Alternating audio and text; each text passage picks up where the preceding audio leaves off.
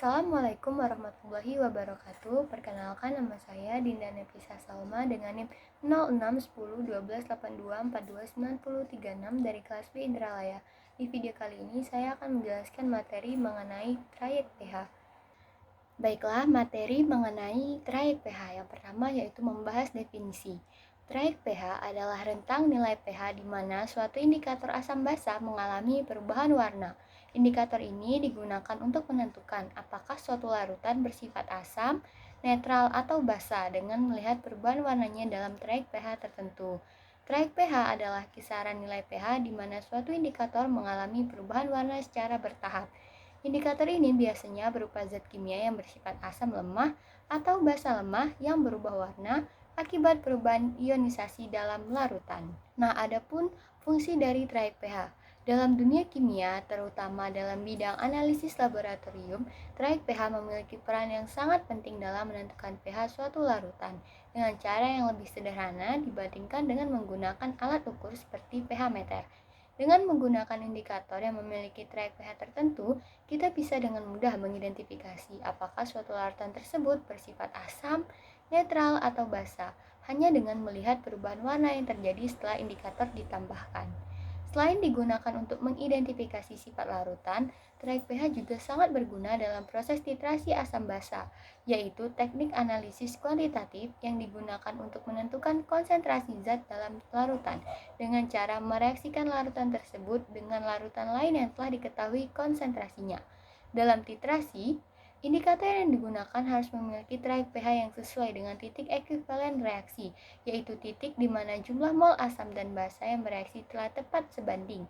Dengan pemilihan indikator yang tepat, perubahan warna pada titik ekuivalen dapat diamati dengan jelas sehingga hasil titrasi menjadi akurat. Selanjutnya ada jenis-jenis indikator dan trayek pH-nya. Setiap indikator memiliki trayek pH yang berbeda, yang menunjukkan pada rentang pH berupa indikator tersebut akan berubah warna. Beberapa contoh indikator yang umum digunakan dalam analisis kimia beserta trayek pH-nya adalah sebagai berikut. Yang pertama yaitu metil merah, di mana metil merah memiliki trayek pH 4,2 sampai 6,3. Indikator ini akan berwarna merah dalam larutan yang bersifat asam atau pH-nya rendah dan berubah menjadi kuning dalam larutan yang bersifat basah atau pH-nya tinggi. Yang kedua yaitu bromthymol biru, di mana memiliki trayek pH 6,0 sampai 7,6. Dalam larutan asam, indikator ini berwarna kuning, sedangkan dalam larutan basah, indikator ini berubah menjadi biru. Yang ketiga yaitu phenolphthalein atau indikator PP, memiliki trayek pH 8,3 sampai 10,0. Indikator ini tidak memiliki warna dalam larutan asam, tetapi dalam larutan basah akan berubah warna menjadi merah muda hingga merah tua. Adapun contoh soal dari materi ini, di mana soalnya yaitu diketahui suatu larutan memiliki pH sebesar 5,5. Jika indikator yang digunakan dalam larutan tersebut adalah metil merah, warna apa yang akan muncul pada larutan setelah indikator ditambahkan?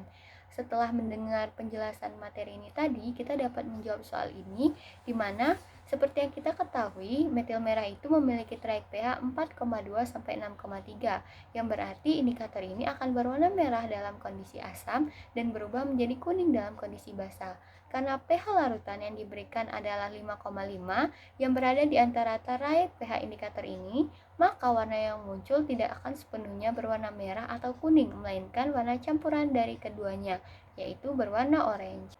Sekian video mengenai materi trayek pH. Terima kasih atas perhatiannya. Wassalamualaikum warahmatullahi wabarakatuh.